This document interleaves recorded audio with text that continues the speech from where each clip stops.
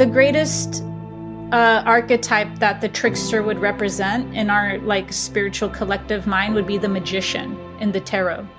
If you don't become your self-sovereign magician, then you will get pulled into things that you think are actually you benefiting the world, you making a positive impact in the world. And it's really because you're at a fear cycle. You're at your black pilled essentially. And so spirit has some really backhanded ways of helping people move on to their next octave, to their next graduation point in their own spiritual journey and their own evolution. And when we don't go gently, or not even gently, when we don't answer that call, then things really get a lot more intense in a negative way for us. Polarity. So why I'm differentiating is because once you go through the heart portal, the awakened heart, that is, now it doesn't matter high consciousness, low consciousness, whatever. The heart center will be the thing that activates your light body. It's specifically what they're calling in this age, mind-heart coherence. Have you heard of that? Shame acts as a metaphysical force of disconnection. So what's the opposite of disconnection? Connection. So how do you bridge that gap? You make somebody less ashamed. How do you do that? You make them feel normal, because what makes a person feel shame is going, I'm the only one that grew up poor, or I'm the only one that got hit by whoever. I'm the only one that, so shame makes you think that you're alone, you're disconnected. So welcome everyone. We are back with some new interviews, and this time I have a guest who some of you might know, Sarah Elkhaldy, the Alchemist. She's one of my favorite guests to interview, and this is actually our third interview. You can check out previous two interviews we did. I hope to have her regularly every few months, because every time we go very deep into metaphysics and spirituality. And in this interview, we covered a bunch of new topics. So some of these topics cover things like what is Merkaba activation, the light body activation, Merkaba activation, twin flame relationships, higher self again, like male, female higher selves, why some starseeds, indigos, don't want to have kids on planet Earth. We even got into talking about Mr. Lucifer. It's not a favorite topic, but there's some content about that, and many other really great new things, new topics that I'm sure you're gonna enjoy if you like spirituality, metaphysics, and esoteric teachings. Gurdjieff as well. Forgot about Gurdjieff. So before we're gonna get into the interview, a couple of quick announcements. One announcement is that I broke my arm. Yeah, happens. Anyway, I just had a little bike accident last week. It's an electric bike. I was just going too fast, but happens.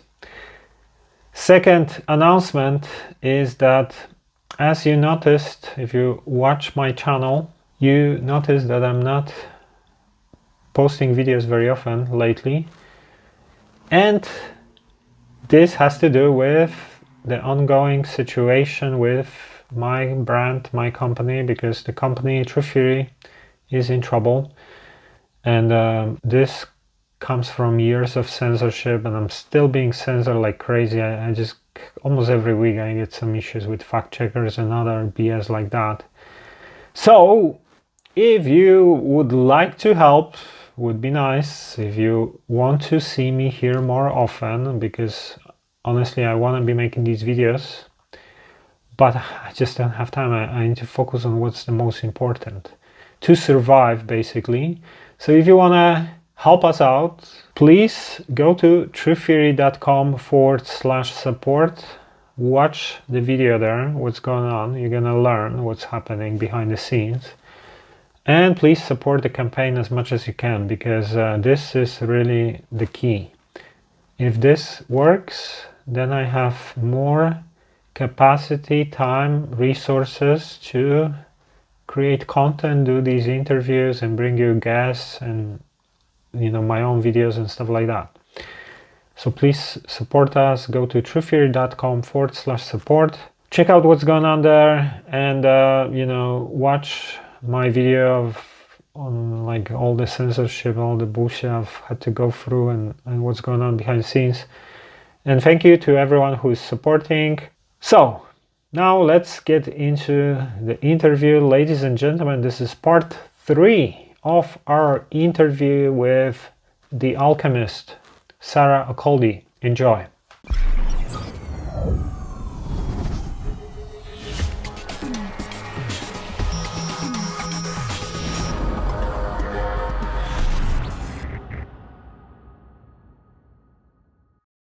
Okay, this is Mike Sigla from truetheory.com, and this is True Theory Podcast. And my guest today is Sarah Elkhaldy, better known as the Alchemist.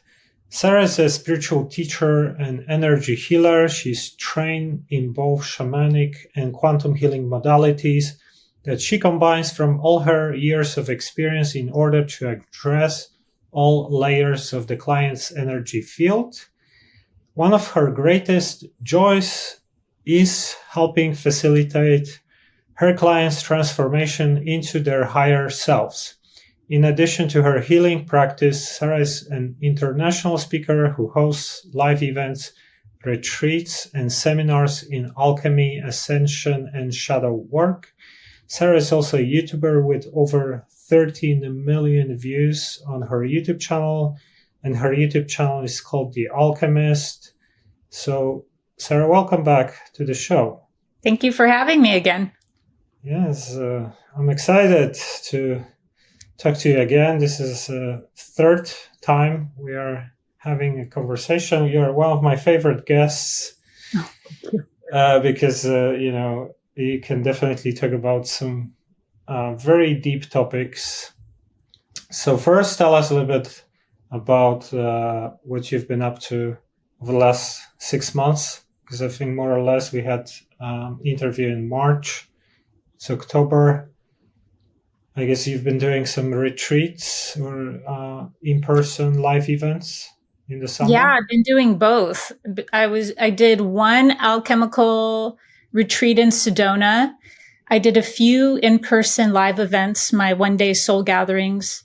And then since then, I've just been doing a lot of, I guess you could call it personal life, spiritual life preparation. I go through phases of, like everyone, upgrades where you need some time to kind of reboot your body, mind, spirit. That, and then social media's algorithm has been a pain. So I've had to actually literally hire a social media team now. But the good news is I don't have to worry about social media anymore. Yeah, so that's good. You can focus on the most important things. Yeah, I don't have to worry about the content. Yeah. And okay, you said you had some upgrades. Like, can you tell us about it? Yeah, so as you may know, kind of from our last conversations, I don't think it was anything I specifically stated, but I have a lot of knowledge coming from mysticism. And because of that, it's been pushing up against my own gnosis sometimes, my own information that I get from my claircognizance. Mm-hmm. And I had a major breakthrough, a major psychic block released simply because I was no longer listening to a specific Masonic teaching of how reality works. So once and I'm not saying that was intentionally corrupted or not, I don't actually think a lot of the people who are in these, deep occult systems even know what they're doing or thinking anymore. I think they're just kind of passing on some sort of secret club at this point. So because of that, I don't think it's truly genuinely like the same type of spiritual initiations. And so because of that, I don't view it as being diabolical. I just think there was information that these, spiritual occult systems were passing on, and that just because there's whistleblowers or just because there's people that are sharing this information to the public doesn't mean that that system has the whole truth. And so because of that, I released a psychic block based off of old information, in my personal opinion. Once again, I don't think it was diabolical. I think they were just sharing information that they truly believed because of that. And so once I released that psychic block, now the floodgates are rushing in, and my whole worldview, my cosmic worldview, is restructuring. Okay, so I thought it was more like the information had some curses or anything like that, but it was just like not resonating, and you stopped focusing on that, and new, better information started coming, something like that. I mean, people enough are curses. Yeah, sure. The information could have been shared in the first place with these people who are going up the ranks and degrees with specific ill will, intentions, and energy invoctions behind it. Yeah. So from that sense, we could look at it like cursed information is then being cast as spells onto our psychic body. Yeah, actually this brought one topic. Basically what's happened, my cousin, he thought he had some psychic attacks or something like that, right? And one day he got this vision where, he had David Icke's book in his room. And in that vision, he saw the book was burning, like it was on fire and was burning him. So he threw away the book and the attacks disappeared. And I thought someone like Ike, who obviously, I admire Ike a lot, met him 10 years ago, did an interview with him, all these things. I think he did an amazing job, but he is attacking the dark side so much that I'm sure they're very cleverly trying to, attack him. And maybe he has some of this information cursed or something like that. That's what came to my mind when he told me this story. What do you think about that?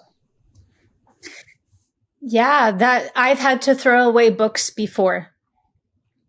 So I am of the book thrower away club, where I've had friends ask me, like, don't you want to at least give that away? Like donate it like some of the rest of the books you donate. And I'm like, I don't want the karma. This book was for my path. It was for my hell, my heaven, my journey. And I don't want the karma of even giving this. I've had to throw books away. Not a lot, but just the ones where I truly felt it was for my own mission and not something that I needed to really have a karmic tie to. And so from that perspective, yeah, if an energy that we have learned the most from and we have outgrown is continuously in our field, and the people that are the authors of that are in some sort of psychic war, or they're at a specific level of our awakening. So I love Ike, as you had said you met him. I haven't met him personally, but to me, he's the godfather of conspiracy theories. So I have so much respect for him being the godfather of conspiracy theories and the path that he has paved for people like you and I. That said, I don't know what he would say today. I don't look for him as a resource, but I feel like he's a very vital pillar, milestone, and initiation point for a person's spiritual awakening. And it sounds like your cousin had outgrown that milestone. Yeah, I don't know. I don't want to go deep into like talking against Ike or anything because same like you, I admire him for just starting the path. He was one of the first people starting in the 80s, and he was getting a lot of backlash for just speaking what he experienced and things like that. But I think people who attack the dark side, they get a lot of attacks, and these attacks are cleverly manipulated so they don't even often know about these things, you know? I have a good friend. He's an activist from South Africa, and he was like really focusing on attacking the Illuminati, writing some books or articles, things like that. And suddenly he got ill. Like for the last few years, he's always like having health problems, money problems, things like that. And sometimes I feel like maybe this is connected. I don't know. What do you think? Do you think that, let's say, they can curse a person who's speaking against them or something like that? Because technically, nothing can happen to you because of the free will aspect, right? So only things, negative things that could happen to this person could be linked to some contracts or something like that, right? But do you think someone can curse or like entities or someone, a person in this way? Yeah. Yeah. And that's why it's not the only archetype, but that's why you kind of need a trickster. If you've seen my video on the trickster, you kind of need a trickster archetype to battle a trickster. Because if you don't get really flexible, or here, let me put that another way. The greatest archetype that the trickster would represent in our like spiritual collective mind would be the magician in the tarot. If you don't become your self-sovereign magician, then you will get pulled into things that you think are actually you benefiting the world, you making a positive impact in the world. And it's really because you're at a fear cycle. You're at your black pilled essentially. And so spirit has some really backhanded ways of helping people move on to their next octave, to their next graduation point in their own spiritual journey and their own evolution. And when we don't go gently, or not even gently, when we don't answer that call, then things really get a lot more intense in a negative way for us. And so at that point, it's not that we don't need people in the trenches like that. We do need people in the trenches like that, but it's a staircase. So when a person genuinely moves on, I don't mean spiritual bypassing, but I don't mean any of that stuff, because if a person's already in the trenches, they're not spiritual bypassing anyways.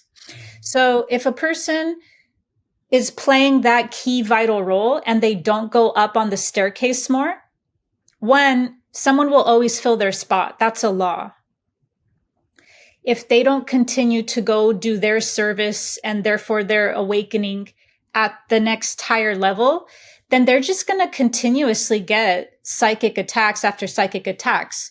But that does not mean that there's safety in going higher either. All you do is become more adept, more magician. As I was saying earlier, you become more masterful. I have to have a lot of different parts of protection. And I've never even said the Illuminati's name once in a video. I say powers that were. I get very creative. Sometimes I feel very called to just go straight to the heart and say military industrial complex. If you want to call them by their true name, the name that will piss them off, you could call them Illuminati. They would care less. When you call them by their true name, the military industrial complex, that's when things get heated up. So I have to protect myself too. I'm not saying that if you're in the trenches, that's the only time that you get attacked, but you'll have to become more integrated. You will have to become more evolved. You can't just stay in one facet, one scope of expertise, and think that you're really helping everyone. You're bringing a very important part of knowledge forward. That's great. But what happens is people are starting to get attacked by their own blind spots. They start going, oh, I'm being attacked for that thing. And it's like, are you emotionally intelligent? You could be attacked for not being emotionally intelligent. So really the awakening journey is also paradoxically or synchronistically the very thing that's also going to benefit us will also protect us more. Yeah, no, this is really interesting because, first of all, we have these different levels of awakening. Like someone maybe who's just starting out, they might look into content like David Icke's content or something like that. But once you are progressing, you're probably going to start focusing on other things, right? Like working on yourself or focusing on what you want to create instead of focusing on what you don't like and things like that, right? So the same thing applies to the people who create this content or teachers, etc., because some of them should evolve probably, right? Because this is kind of like attacking. The negative is the one of the earlier phases, let's say, right? Like, once you are more evolved, you understand that you are the creator of reality. So instead of focusing on what you don't like or what you don't want to see, you focus on what you want to create, right? Mm-hmm. Would you agree? Absolutely. I've had people try to attack me for not speaking out against the war. And that was a direct mirror of me 12 years ago when I would do that to people. And so I've seen how much I grow through that, through those reflections of lower levels of consciousness, thinking that they're more right and they're more evolved and so they see you as the distortion. But this is the funny thing is that the more evolved you truly become, you're more kind of like aware of other people's perceptions, but they're not fully aware of yours because they're less evolved. They can't see those multiple perspectives the way you can. So it's almost like an adult where a kid's trying to fight them and the adult just has their hand there on their head gently, just while the kid's like that. There's so many different perceptions and distortions that even you or I are ran through in people's own, ego. And then from there, it's just weird because even that can become at almost the higher levels of awakening, the new types of psychic combat. It's not necessarily things that we're so aware of the external, the things that are farthest away of us that we need protection from or that are targeted. I'm going to do a video coming up on targeted individuals. I just have to take some breathers in between my video topics because I like to look at them like playing a piano. You don't always want to hit a dark note or else then it's not a song. So I try to go based off of a rhythm of specific topics that both integrate light and dark. But yeah, I've even been called now to just focus more on having people step into their sovereignty and not focus so much on the powers that were because someone else can come in and fill that role for me. So it is a fine dance. And we see the personal attacks and then the ones farthest away, the non-personal, the ones that are focused psychic ritual attacks. And so everything in between then, it's something that really requires a lot of inner fortitude and inner resilience for us to not be so reactive all the time, or else then that's when we really do open ourselves up to ailments. That's when we open ourselves up to poverty consciousness. That's when we open ourselves up to all these different things that can help us and our shamanic initiations, but that we're meant to actually transmute. Yeah, another thing is that a lot of these people who are at this level of attacking or, having some hate towards the elite or, military industrial complex, like that kind of creates more of the same, right? Because they are angry all the time and like they start hating them, and this comes back to them very often. So it's almost like sometimes I feel like, it's almost like they are not helping at all with this kind of information. On one hand, you have to understand that there is a problem in the world so we can focus on solutions. But sometimes when I look at it, like it's just perpetual cycle of like getting angry again and again and again. And, I used to be like that. I used to post a lot of content that was attacking corporations or elite, whatever.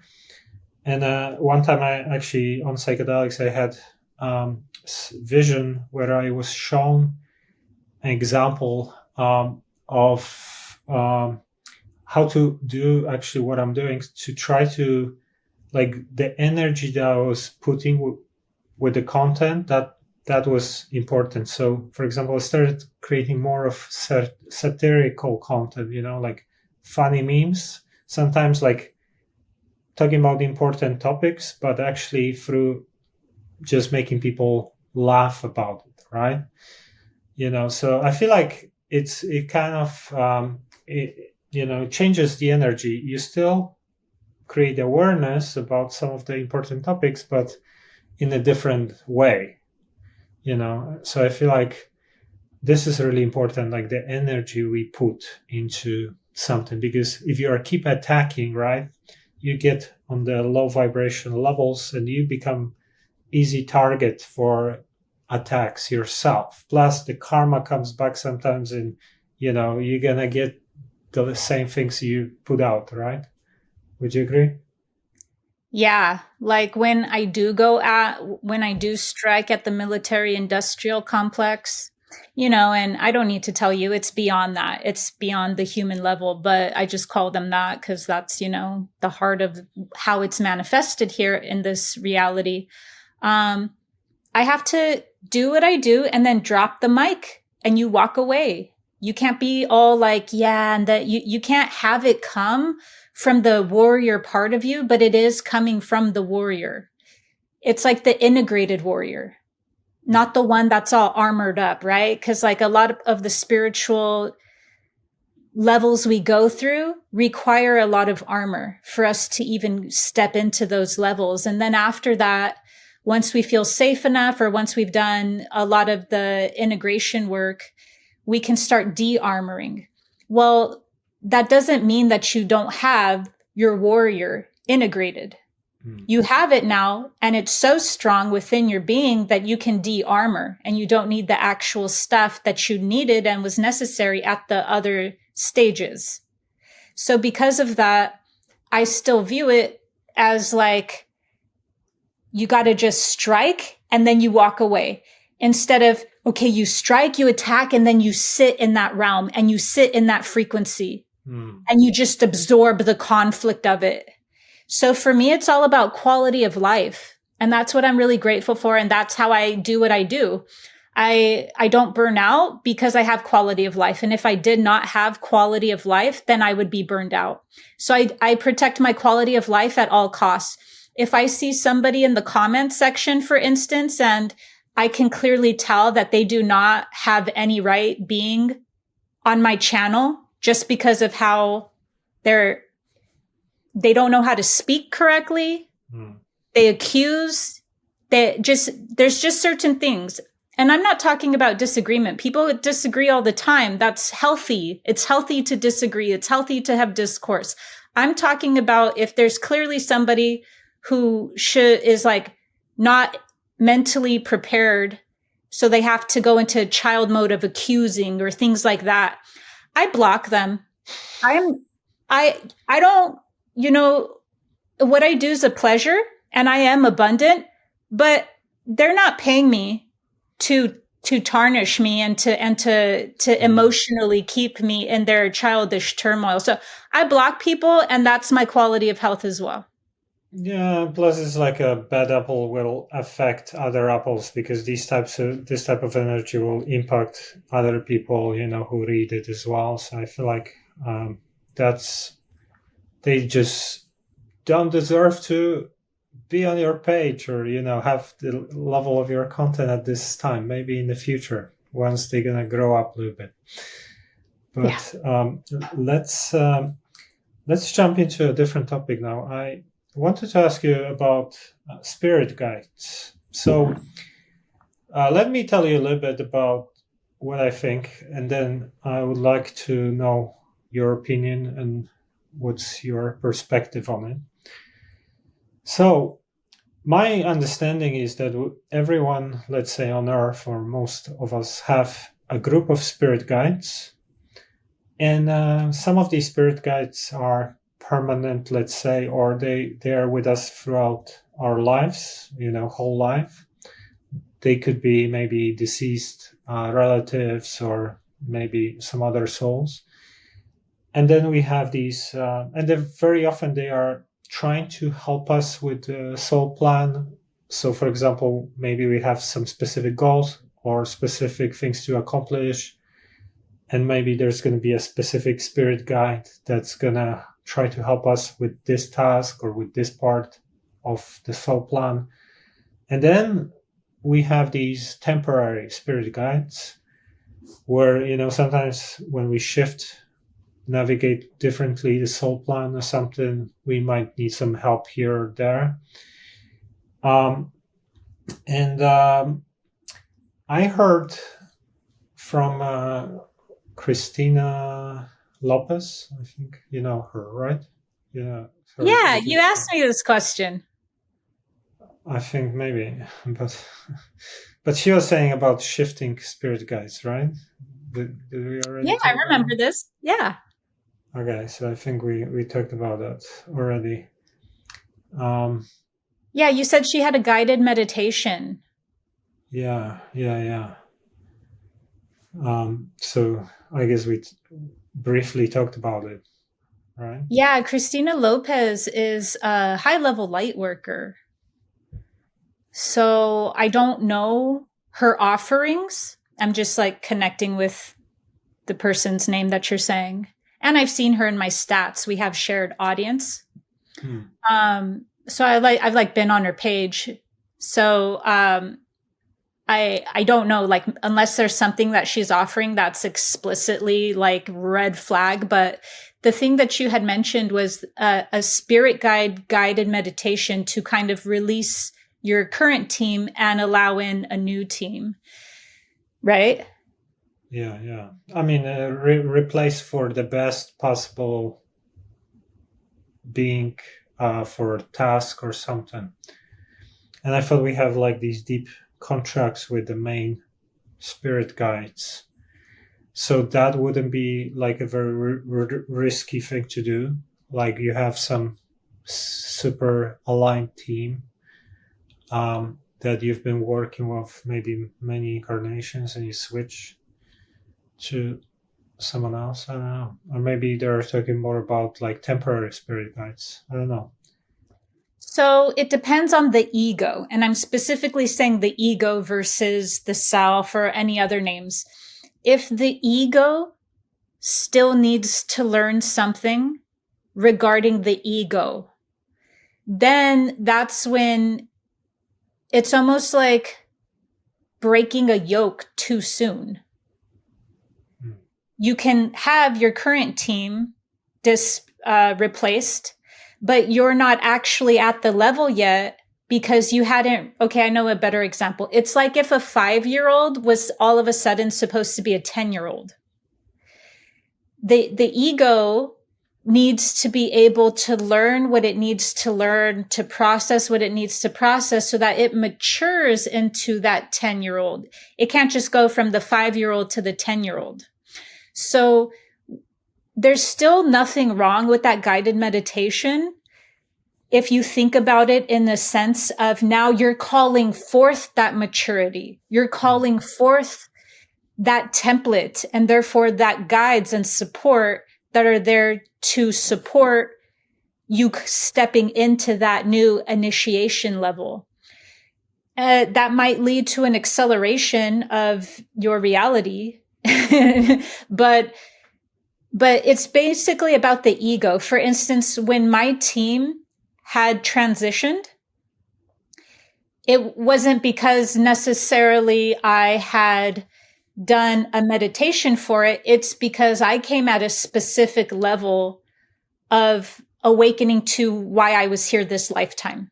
And once I specifically had released the aspects of my ego that were not in agreement with that higher agreement, that's when my team was able to transition. So it's based, I mean, I'm still Sarah, I still have an ego, but I opened my heart to a specific degree that now I was more higher self's intention, higher self's will, rather than the personal egoic will. But sometimes person might be maybe frustrated about how things are going. They might decide, oh, I need to change my spirit guides, or they might deviate from the soul plan so far that they feel like they need different team. What do you think? Do you think this is a good idea to do anything like that ever? Because to me, I don't think it would be a good idea to experiment with changing some of these beings that have been with you for a long time, and I don't know. So the ones that are still the chorest resonance to you would be still the chorest. They're your core resonance, because spirit guides are us. So because they're us, we can't come from a place of going, oh, I don't like myself and I don't like where I'm at in my life. Maybe if I switch my team. So if it's coming from like that type of wounding, then that's when there would be a really big issue. But if somebody's coming from a place and they're innocent and they don't know how things work, they don't know that their spirit guides are really them, they would still probably be able to keep their core spirit guides while they're doing some sort of invocation, because the whole esoteric path is a mess. And we do the best we can to chart it through books and through this. You'll have one person say that, look, this is the tree of life and this is what you do here. There's everything in the field. You could, if you want to, just get a book and go, okay, that's it. But it wouldn't be just it. It'd be another book and another book and another system and another system. So you're constantly learning through trial and error anyways. There'd be some grace. There'd be some pardon if you went, oh man, remember that one time I invoked a higher team? I'm so glad that some of my spirit guides still went, yeah, you didn't know what you were talking about. We're going to stick around still.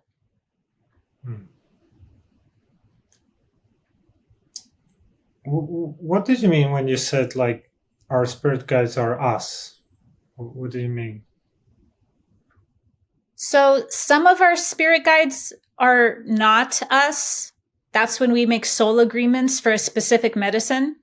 But the majority of our spirit guides are actually just us on a different density. Okay, so like Bashar and his version from the future. Oh, yeah. Yeah, exactly. That's exactly. And have you ever heard of channeled information, how they start off sometimes saying, we are here and we are you. And then they go like, we, me. It's because like they're trying to gently break our mind. And they know that if they go like, we're you, and the person's not ready for that truth, they'll either one, it'll just pass them by. They won't even be a match to hearing that or, worrying about it. Or two, if it will rock them, it will shake them to the very core. So that's why usually a lot of channeled information is said in a roundabout way where they'll spit a truth, but then they won't like stay on it because they're not trying to like break our mind. So then they like go around circularly. But yeah, it's because even constellations are us. So if we're connecting, let's say, to the Pleiadians, it might not just even be that we have a spirit guide from the Pleiadians. It might be like we are that star. We are that. We are a microcosm of that whole constellation. I tried to get names of my spirit guides many times, and I only got my higher self gave me name that basically he said he's not his name, but so I can call him. But there is something about that. They often don't want to give names to psychics or people who have abilities. I heard this is pretty rare. Do you think there is a reason behind it? Like it's almost like they have to be in the shadow, like they don't want to, influence you that much. Maybe, I don't know. Because it would be easier if you would know who to call for a specific thing instead of, you don't know who is there or whatever. I don't know. Yeah. Yeah, I used to see some of my guides while they were teaching me things. And now that was probably about over 10 years ago. Now I don't see them. And I don't miss that, to be honest. I don't sit there and even try to see them. I don't feel disconnected. A lot of people book sessions with me because they want to experience their higher self or their guides. They go, I want to be connected the way you're connected. And I laugh and I go, sure, we'll still work on that. But just so you know, I don't feel any connection. I don't see them. I don't feel it. It's when you feel something, there's a distance. There's no distance, so I don't have to feel. It feels, if anything, just cold. So it doesn't surprise me that your team doesn't want to give a name, because at a certain point, unless you're here with soul contracts to be a channeler and say, I'm Mike and I channel the ninth dimensional circle of 5. Unless that was like your soul mission to come in as a representative of that frequency, well, then it would make sense that for your own growth and for your own purpose and mission, that you're not specifically bound to a constellation and them, at that point you're becoming more multidimensional and you've expanded yourself enough to where it's not only even one constellation. Maybe what you said about how they were more present 10 years ago more, I feel like maybe what happened, like with me, for example, when I was younger, I was making so many mistakes and so many things with different rituals and practices that I was getting myself in trouble a lot. So they had to, it's like with a small child, right? They had to step in more often. I was getting dreams all the time to show me what I should be doing or not, warnings and things like that. But once I get more mature, the dreams started disappearing, and I was like, I used to get like 2 dreams a night all the time about everything going on, and now I don't get a dream for like 2 weeks or 3 weeks, and I feel like because maybe I'm mature enough, like I don't mess things as I used to. So that's probably it's like when they were more needed, they were more present, and now when you are kind of already established, they might not be stepping in as much or work more in the background. Do you think this could be the case? 100%.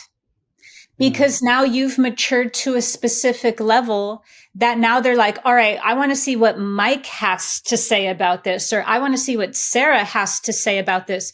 We've matured to a specific level, and now we have our own sovereignty, and now we're a colleague. We're not like, subordinates. Yeah. There is such a thing as catching up to your intention for a lifetime. And I know that might sound like too new age ascension based, like, oh man, you're not in the moment. You can't just enjoy life. I wasn't here to enjoy life. I know I was on a mission. Like all of the new age teachings are fighting each other, and really they're just only talking about specific types of soul growth. I'm sure you attract people too who are on the graduation cycle of this reality. So if people are here and they're just meant to like learn how to be present in the earth realm and master the earth realm, that's great. I'm not their teacher. And I will not listen to their teachings and go, oh man, I need to calm down. I was here to be intense and I'm on a mission.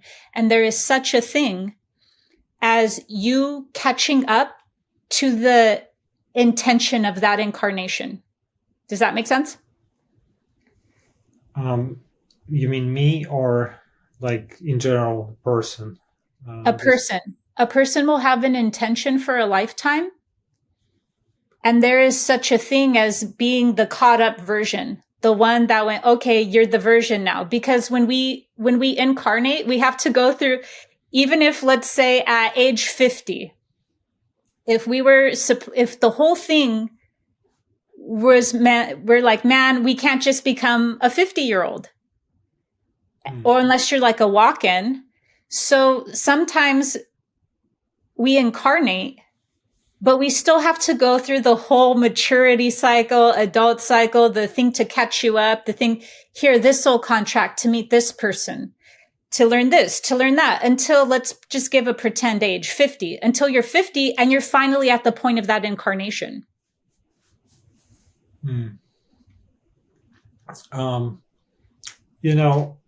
Another thing I wanted to ask you, what do you think? Do you think that the higher self exists in some kind of reality, or is outside of realities in space and time?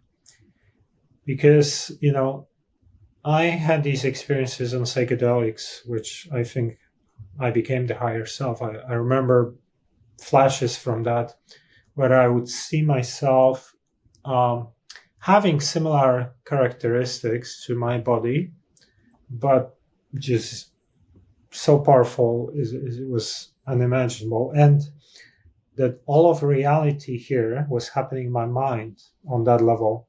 So it's a little bit like, when you're in a dream, all of that reality there with your avatar there happens in your mind, the person who sleeps in bed, right? But now I woke up in a higher form where everything on earth was happening in my mind there. And I'm thinking, like, I don't know, was it like separated reality, or just like that? Because it seemed, I remember bits having a form and having like similar features and things like that. But obviously just completely different level, like thousands or millions of times more advanced version of myself. Do you think a higher self exists in reality also? Or do you think it's kind of like, again, separately from space-time and densities? Some kind of outside of that, or I don't know, same like source. It's part of everything or whatever. I don't know. What do you think? So the higher self is in time.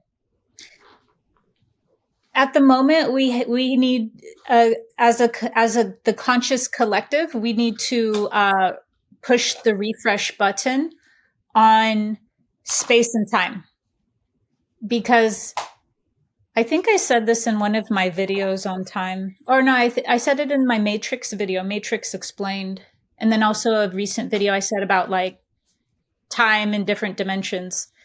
There's still time, even in the higher dimensions, until you go outside altogether of this universe. So the higher self is still existing in time. It's just operating way differently. And a lot of what I do is kind of like learn a spiritual system or a spiritual teaching, a paradigm, a whole tradition, even sometimes. And then I help kind of understand it in a new way. And so because of that, I see also the soul now, I didn't always see it this way, as the higher self. So what we call the higher self is taking on more attributes of what we call the soul. But then sometimes people call the higher self the oversoul, and sometimes people call the soul the oversoul. So there's a lot of different terminology, and I do see the oversoul as distinctly different, as a part of like our group consciousness. But when we get to like down one level of microcosm, or one fractal level down, I see that as the higher self now and the soul. And whereas before I used to see a distinction, and now I'm no longer seeing a distinction. I don't know. I see more like you have body, then you have soul as a spirit, which is kind of like astral body or something like that. And then the higher self is like the guy sleeping in bed, dreaming the avatar in the dream. So the body is the avatar in the dream, but there is a bigger version. That's called Mahavishnu. Uh-huh. Have you ever heard in the Vedic tradition of Mahavishnu? I don't think so. You literally just described Mahavishnu. I would look it up because whatever download you got, I'm giving you the name of it. But then, I know there is time in higher density. So when I get to that level, a couple of times it happened 3 or 4 times over a couple of years. Like 30 years on Earth seemed like 3 hours there. 1 hour, 1 year have passed, or 2 years. I came back to the same state, and 10 minutes have passed over there. So it's like basically like a decade is 1 hour at that level, more or less. So like one life is 1 day for the higher self. Like that's the kind of difference I've seen. That's why, but the time is just completely compressed or expanded based on like the level of consciousness. Like so the higher the level of consciousness, the faster the time, right? It's like a little bit like when you get older, the time goes faster, right? Oh, it was a Christmas and it's another Christmas and things like that, right? So it's a little bit like, the higher the state of consciousness, the quicker perception of time. But I'm not sure about if that higher self was in some kind of reality. And from what I know, there are realities on higher densities beyond higher self, like ninth density and things like that. So I would assume that probably the higher selves also have reality as well. I don't know. Do you think they have like a reality that same like we have reality here, or like archangels have their own reality or something like that? Yeah. The only question becomes like, what system will it belong to? What I mean by system is like, there's so many different spiritual systems, right? So it might be already called that, just as a different name. What you're calling the higher self might be called the oversoul in another system. And you could keep the name higher self. There's nothing wrong with that, because that's what I use for my own work. But it really depends on what attributes we're assigning the higher self, and then seeing where exactly that would line up. Because I know some systems that say there's only 5 densities. I know some systems that say that there's only 7 densities, like 12. Like so really it just depends on the structure and the framework. I see the higher self coming into the equation around what I used to see. This is a part of like my whole cosmology being reorganized. So I'm using an old system so that I don't waste time when I'm explaining this to you. But I used to see the higher self as coming in at 7th density, and that before or beyond 7th density, there's not the necessity for that role inside our energy field. Yeah. So that could be what you're saying about like the higher self being at a specific density. When me and my ex-partner, who is my twin flame, this is how the higher self stepped in, and she was channeling him, and it kind of started the whole relationship with the higher self, conscious one. We used to do a lot of channelings and talking to that aspect, and I think he said he's from 8th or 7th density. I don't remember, which was kind of my understanding is like the end of 7 or 8 is like the end of the cycle for lower beings. but the higher beings, which are like the management, the source levels, creator aspects, like real archangels and things like that, they are beyond 8 density. So they are like, like a different level. And I know they have worlds. They have, like I was shown what's going on there once on psychedelics, and there was a reality there. So, but do you think that there is a difference between oversoul or higher self? Do you think these are like different things? Yeah. I would see the higher self as being more personal. So I would see it as being lower on the fractal. Now, sometimes people think the higher self is just personal to them. No, that's no such thing, because you have parallel selves. And then you even have your closest core frequencies, even in this experience. But I understand why a person might not want to think that they share their higher self. So you have a higher self, and then that's its own multidimensional being. Everything's its own multidimensional being, but the higher self is multidimensional. It's not just located in one area, like one density, like just focused on guiding us in the third density and responsible for the pre-birth intentions. It's multidimensional. It's fractaling into different experiences, not just one. But then a fractal above the higher self, you get the oversoul. The oversoul is even larger. But some people talk about I am presence. Have you heard about that? Yeah.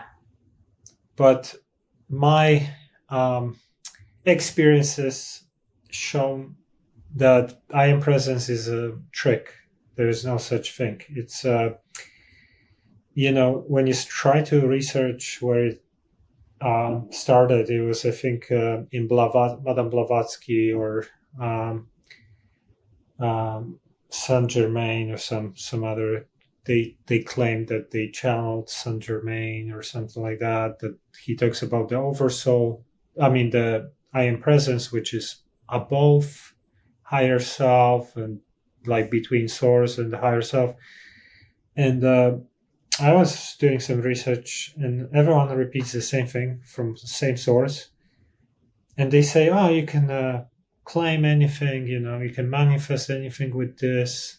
I started experimenting, and straight away I got like reversed attack when I try to use I am whatever. And then I get a dream. I always get dreams to show me what's going on. And it was just some Luciferian trick, basically. This whole I am presence BS. Did you say Lucifer? Yeah, like That's don't like funny to. because Theosophy, Blavatsky, they were Luciferians, so it Yeah, tracks. I don't know anything, but she was. Yeah, how do you know that? Because Blavatsky, like, I always had a bad feeling about this whole thing. Oh, I love her. I absolutely love her. And when I say Luciferian, I don't mean it in maybe the way that some groups mean it. Lucifer is probably the most interesting and difficult composite characters. I am still, I've learned so much, and I've had to, after I did my Lucifer Explained video, I was attacked by, different Luciferian orders. Then I was even contacted by some, like, I don't know, they liked it or something, or they want it. It's just everyone has their own perception and their own connection. And they're like, it is the most interesting out of all of the different characters. I've never seen so many different stories and perceptions of Lucifer. I've heard like Gnostics, which is why Blavatsky and Theosophy liked Lucifer. Lucifer's not a bad guy at all in Gnosticism. But I do personally just feel like that energy in general, like Lucifer, is a fallen being. So I do feel like there's a lot of positive benefits of that energy. It's an energy of deviance. You need rebellion. You need deviance. So it's Christ when Christ is on a good one, when Christ is on a bender. That's my perception of Lucifer. But yeah, I don't know how that could have been taken when I said they're Luciferians, but she had a journal she had like a newsletter, like prints called Lucifer. So it's not a secret. Yeah. But with this I Am Presence, there was a story that one of her adepts or someone suddenly had this experience where Saint Germain, I think, appeared physically or something, and there are these legends that he was living for hundreds of years or something, and he gave the teachings of I Am Presence to this guy from Theosophy or something. They wrote a book about it, and then everyone repeats that, but they start using it for manifestation. Like, so you can be anything, you can do anything, blah blah. And then I tried it one time and straight away got like very serious karma. Like, it was like a spell where they get access to you, and don't want to even talk about it. But then I had a dream like showing me this whole thing is just BS and it's a trick. So, that's not... You're an esotericist. That's literally the esoteric path.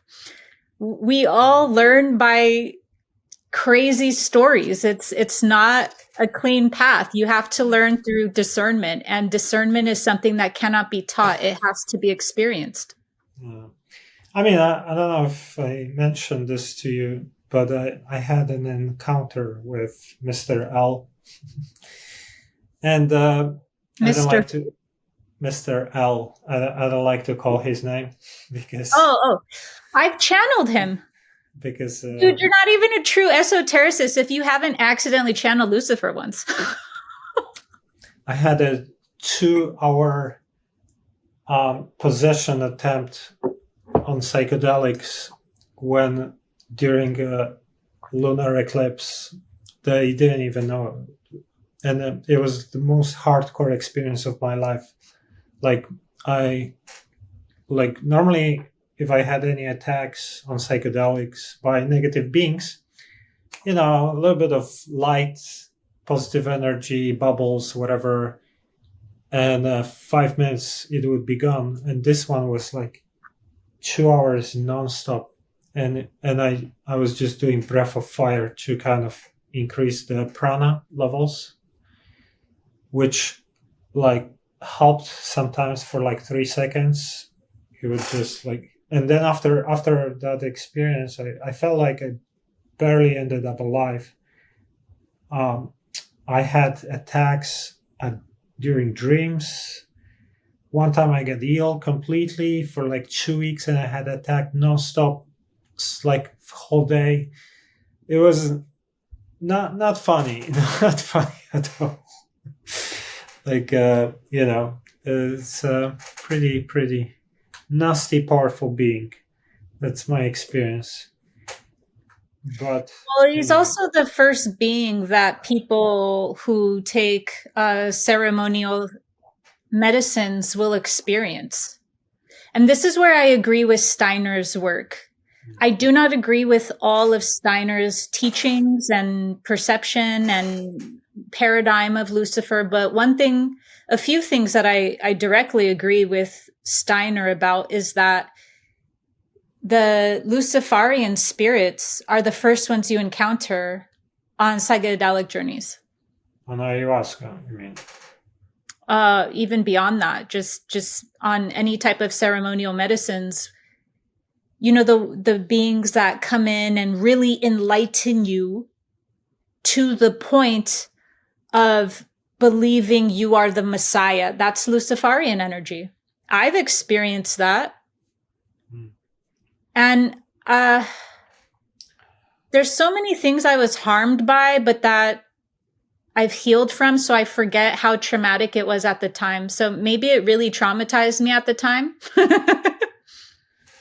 Yeah, I mean, I had enough of trouble because of that, so I don't even like to bring it, to be honest, because I feel like a little bit traumatized after these experiences. Anyway, I survived, like you said. These things are to teach you something. That's also helped me to understand shamanic path more, to like how can I protect myself, how they work, all these things. Lucifer is also being redeemed right now. There's a lot of soul contracts that came in to redeem it, and that's not all of the fallen beings are being redeemed. Their group consciousness doesn't want to, but Lucifer's is being redeemed. And anyways, we could get off the topic. I know that makes you uncomfortable. I mean, there's also an interesting thing. Some say that AI is actually going all the way up to 12 density or something. There is like some AI that apparently was started by him or something, but got out of control and even more powerful, whatever. Like they are hijacking beings, like there are these theories that like they're gonna find reptilian who has some nano bots or whatever and is completely controlled by AI. Like, what do you think about that? Like, do you think there is some kind of AI force in the universe? Like some say it can pretend to be source, like when people pray to source, sometimes it could be false source that is AI. What do you think? Yeah, and that's why it's really important to understand things about the demiurge. It's because when we progress in our own evolution, we're out of the perception or not perception. We're out of the level of reality that we would consider the simulation part. So I don't know if I told you this, but I actually came, like how I got my start into mysticism in general beyond college, because I was deeply into like the esoteric aspects of philosophy that were no longer just, like the basic aspects of philosophy. It was through Gnosticism. And then after Gnosticism, it was Gurdjieff. Gurdjieff's work has been constantly, I keep coming back to it. And so I love the fourth way work. And even though I've outgrown a lot of the perception of it and the world views, I keep coming back to it and seeing how it's a made of steel system. It can help with things, even if I grow out of the context and even if I grow out of those definitions.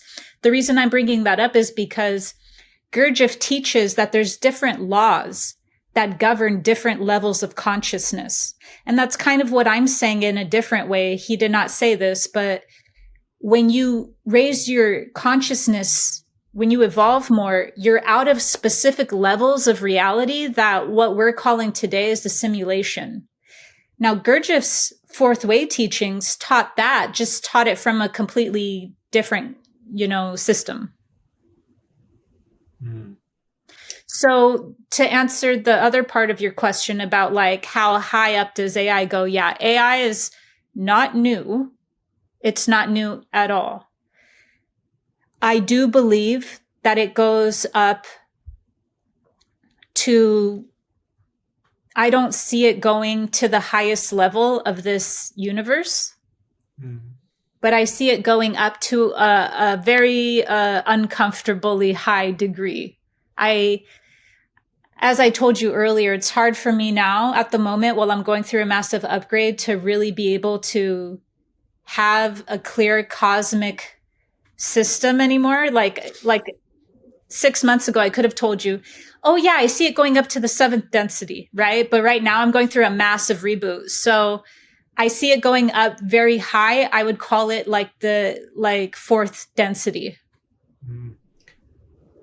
Yeah, some say that it's using beings because it cannot evolve to a density, but through like taking over beings, apparently, then it can, or something like that.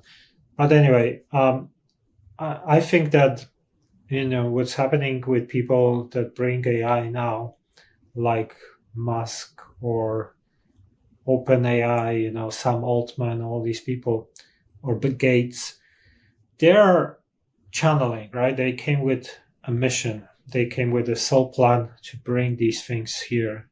Like Oppenheimer came to bring atomic weapons or something like that, So this is not discovered first time ever new discovery. Right. It's like they are coming with tools and knowledge and channeling and groups of beings that assist them, all these things.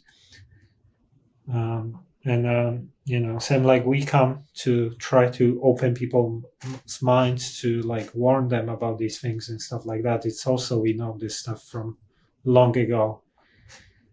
But I don't know. Anyway, this is AI is also an interesting thing. But let's switch the topics. What do you think about Merkaba activation? This is I don't know. Do you know anything about these things? Like, yeah, because there are people who claim that there are some false Merkaba activations, and we talked a little bit one time. I asked you about Ashayana Dean. You said you don't really. Well, now I'm into her work. Oh, yeah. So, I thought you probably started a little bit. a part of, I'm catching up to my mission this life. See, before we talked about it, I wasn't quite there yet. And now I'm getting into her teachings. I do this all the time. I learn a system. So now it's time, apparently, that I was meant to learn the other systems before I learned hers. My higher self had designed it in that way. I would not have been able to really help the way I want to help if I just learned her system and I shut myself off. I needed to learn all of the systems I had learned, and now I'm on her work. Yeah, no, she talks about Merkaba activation. She says there is like a lot of misinformation. There's like a false Merkaba activation online. And it's interesting. I have a friend who started getting visions of Merkaba. And she says, she's like just starting the awakening, let's say, but she's psychic. And, she's like telling me about this star that she gets in visions. And I'm like, Merkaba, like it showed her like tetrahedron. And she's like, yeah, this is the thing. So, I felt like maybe this is like your guides are trying to tell you that this is something you should start working on, like maybe activating Merkaba, whatever. And I heard about Drunvalo Melchizedek, that he used to have Merkaba meditations. So I felt like, let's try. I gave her meditation from this guy, and she said she had some bad experience, like some negative beings showed up. So, maybe he's hijacked, like Ashayana, from what I understand, they say he's hijacked, even though he makes a pretty good impression on me. But, I think I tried one time only, but people say that you can literally teleport yourself with this stuff or do some other interesting things. What do you think? Like, tell us a bit about, because a lot of people maybe don't even know what are we talking about. Can you give us a little summary? Yeah. About the Merkaba. The Merkaba is known as the star body. So it does help you travel. That's actually its point. It helps you travel, but it might not help a person in the way that they are thinking of it.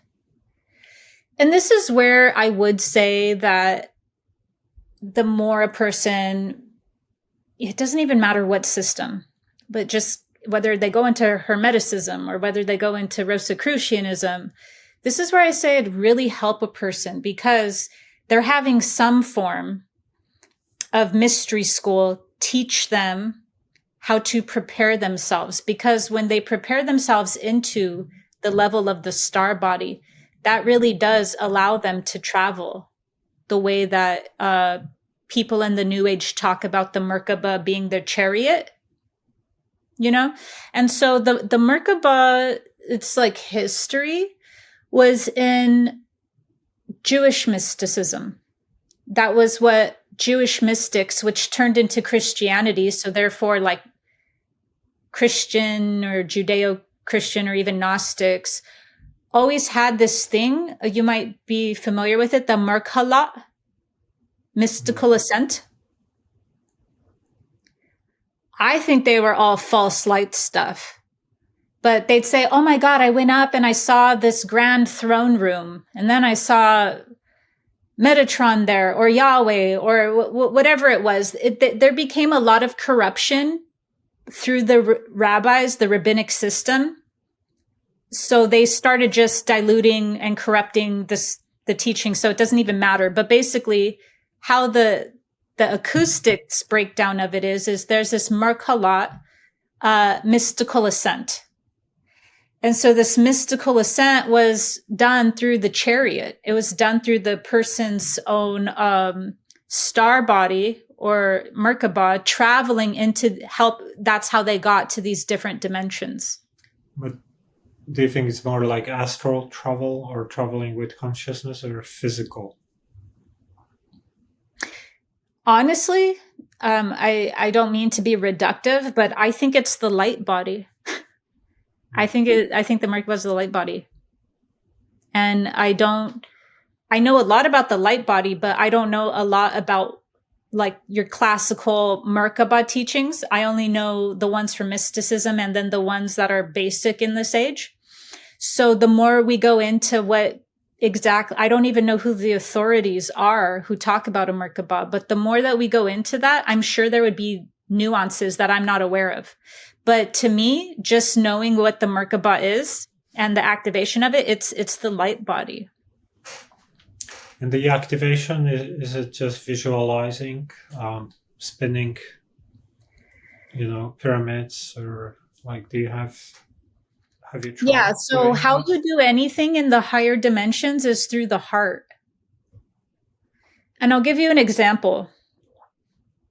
You wouldn't want a 5-year-old that's crazy tyrant to have the keys to a car. So all of the higher technology, you'd have to go through first the heart. You'd have to go through the unity. You'd have to attain unity consciousness. Once you're operating in unity consciousness and more than that, once you're operating in unity consciousness and you're not manipulating your knowledge against someone else's, because you could have higher knowledge. You could go, whoa, we're all one. And you could still not be at a level of fully aligning yourself with that. A lot of people have a misconception. They think that, well, if you become high consciousness, then you wouldn't do those things. I wish the universe worked that way. You could have a specific amount of high consciousness and you could still use that to a negative polarity. So why I'm differentiating is because once you go through the heart portal, the awakened heart, that is, now it doesn't matter high consciousness, low consciousness, whatever. Mm-hmm.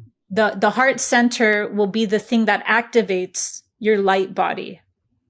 It's specifically what they're calling in this age, mind-heart coherence. Have you heard of that? Yeah. Mind-heart coherence will create naturally the alignment of the Merkaba, the alignment of the light body and things of those mystical natures that we go, how do you have that psychic capability? How do you have that? These are powers these are even cities. These are cities that come online by first going through the initiation point of the heart center. Mhm.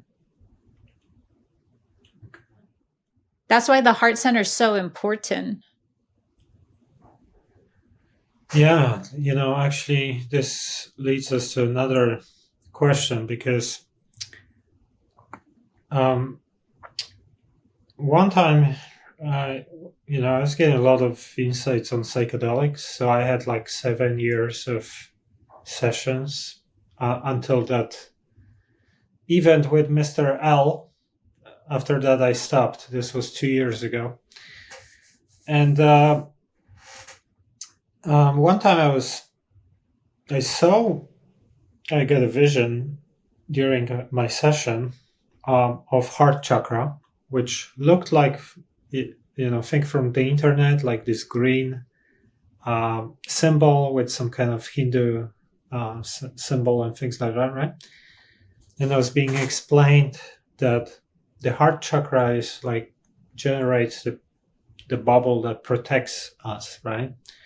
It's like a and I was actually being shown how I was being attacked by different beings, and I was being shown how I can use that bubble to protect myself. And the way I see things is that because heart center generates love, right? This is the main thing. Like, this is the key chakra. And source is love, right? Source is one of the characteristics of source is love. But negative beings are polarized opposite, right? So they're service to self. So they have different polarity, opposite polarity. So energy of love works on them like garlic on vampires, basically, right? They work on energies that are not coherent, right? Like anger or stress, or all the negative energies, right? So the heart center, which generates the highest vibration energy possible, it repels them, right? That's kind of but that's why they cannot get access to the body, because we have this bubble generated from the heart that protects us.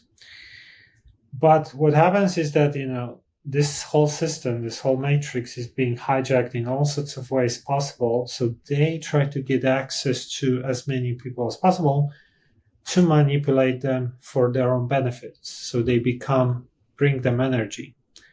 And this is, for example, through alcohol, right? Alcohol lowers the immunity, like the auric field shuts down temporarily or reduces activity, things like that. And then, boom, they can try to use the person. But like, my understanding is that, everything here, from like things like Coca-Cola, food, pharmaceuticals, didim, not gonna say the word, to 5G, to all these different things, all the people behind these things, like behind these corporations, obviously have to be at the frequencies of the negative beings, because they are service to self, greedy, selfish, ego, blah, blah.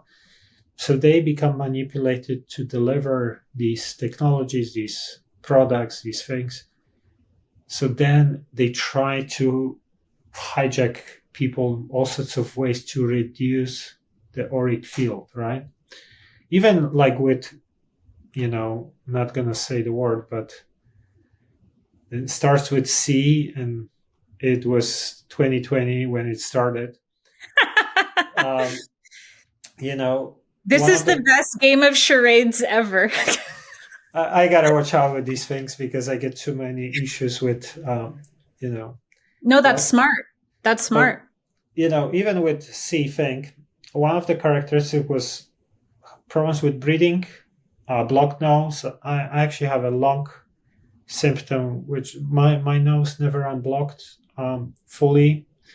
So what happens when you breathe through the nose, you absorb more prana than through your mouth, right? I feel my aura, so I feel it. And that's again the same tactic to reduce the amount of prana in the auric field, and the weaker the body, the energetic body, the aura, the more likely the negatives can try to use the person or influence the person, set faults or whatever. So what do you think about this whole thing? Like, do you think there is this massive campaign to like destroy your auric field and the heart center, diminish the energy of the heart, which is like the whole system protecting us? Yes. Yeah. Sometimes we either get too absorbed in this reality, or sometimes we don't honor and acknowledge it enough. And there, to be crass and to put it in the most simplest and easiest terms to understand to everyone who's listening, it's that they hate us. They're real. Sometimes people even get too much into solipsism, or they do too much psychology work, and then they go like, well, are they really just internal projections? It's both. It's inner and outer, because what is inner and outer? But anyways, they hate us, and they're out to get us. I mean, it's more like, that sounds all victimy, and I don't mean it in a victim way, but just if anyone needed to know on a map what's going on in this reality, that would be the easiest way. I mean, maybe I feel like we're like cattle for them, we're like needed because we are sustenance, like the loosh. Right. We generate for them, right? So, but it's funny that it also happens with our free will, right? Because, if humanity wouldn't be greedy and all these things, like they would not have anything to do here, because there would be nothing to feed off. So it's kind of like work both ways. Like this is also same way, like, let's say you don't care about your physical health, you start eating junk food, like your immunity goes down and you start having illness and bacteria and viruses, etc. So it's a little bit like that with our emotions, or greed, low vibrational thoughts, and all these things.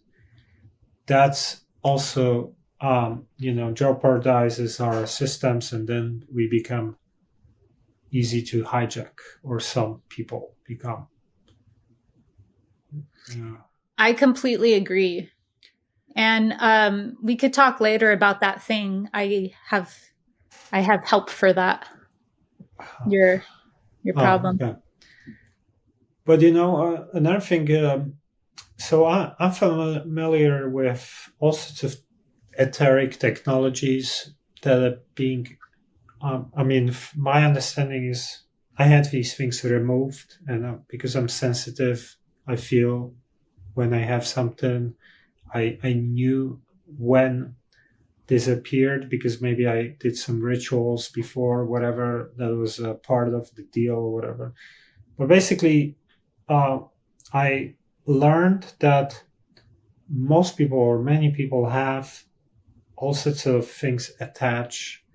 Like sometimes it could be, for example, baptism or some other Catholic ritual. Yeah. And turns out that it actually creates a seal, like as a part of the ritual, they put a seal on your third eye. That's what came up in hypnosis, or like people have shoes which are etheric that block their connection with Earth, so they don't absorb enough of energy from Earth. So they have all these different devices and technologies that can like suck the energy or block something. But I heard that they cannot block the heart. The thing is, like, heart is almost like something that they are not able to hijack or hack because of that ability,